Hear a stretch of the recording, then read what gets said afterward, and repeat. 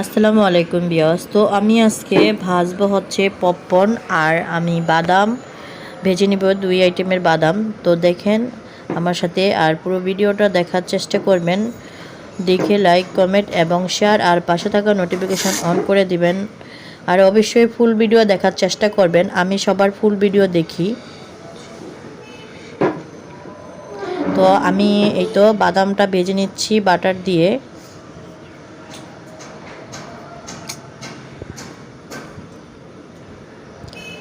দেখতেই পাচ্ছেন এই বাদামগুলো ভেজে নিচ্ছি। যারা আসলে ডায়েট করে, কিটো ডায়েট করে, তাদের জন্য এই বাদামগুলো আসলে অনেক দরকার। তো খাওয়া দরকার। এই তো আমি তার কারণে এগুলো ভেজে নিচ্ছি। এই তো আমি এখানে আগে থেকেই বাদামটা একটু ভেজে নিয়েছিলাম। এখন এর সাথে বাটারের সাথে আর কি একসাথে দিয়ে দিব।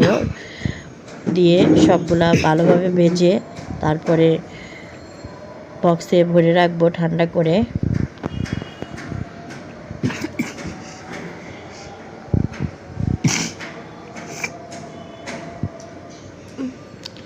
আর অবশ্যই আমি বারবারই এই কথাটা বলি যে সবাই সবার ফুল ভিডিও দেখবেন, না দেখে আসলে কমেন্ট করবেন না। আর কমেন্টে চেষ্টা করবেন যেন স্টিকার না ব্যবহার করতে, তাহলে ভালো হয়। আপনাদের কাছে আমার এটুকুই অনুরোধ।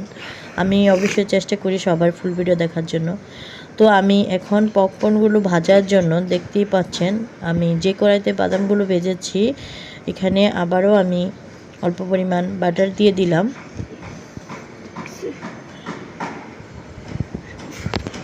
তো দিয়ে বাটারটা গলে আসলে তারপরে আমি পপকর্নগুলো আর কি দিয়ে দিব। তো দেখতেই পাচ্ছেন আমি একটু নেড়ে নিচ্ছি।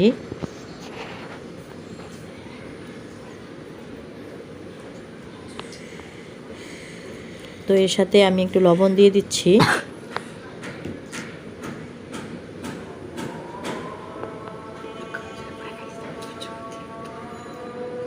এই তো লবণটা দিয়ে আমি হালকা করে ভালোভাবে একটু নেড়ে নিচ্ছি যেন মিক্স হয়ে যায় বাটারের সাথে।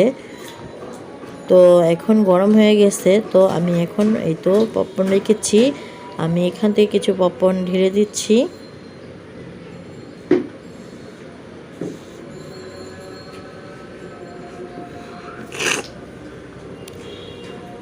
এই তো অল্প পপকর্ন দিয়ে এখন আমি ভালোভাবে নেড়ে নিব। নাড়তে নাড়তে এক পর্যায়ে যখন এটা গরম হয়ে আসবে তখনই ফুটে যাবে। তো ফুটে আসার সময় ঢাকনা দিয়ে রাখতে হবে।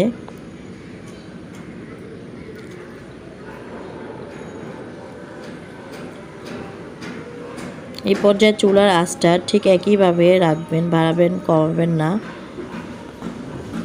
এই তো দেখতেই পাচ্ছেন আমি ঢাকনাটা দিয়ে দিয়েছি, কারণ পপকর্নটা এখন গরম হয়ে গেছে।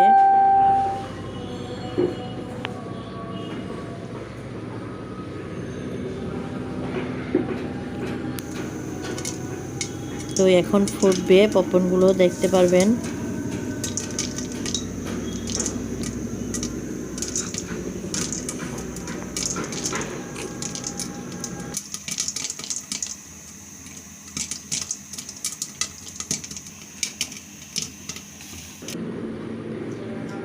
তো পপকর্নগুলো আমার ভাজা হয়ে গেছে।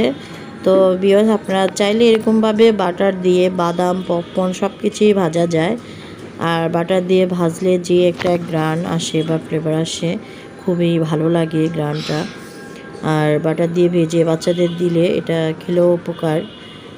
তো এই তো পপকর্ন আর বাদাম আমি ভাজা হয়ে গেছে আমার। তো দুটা ভেজে নিলাম। তো বিয়াস, আজকের মতো আর কথা না বাড়িয়ে এখানেই বিদায় নিলাম। আল্লাহ হাফেজ।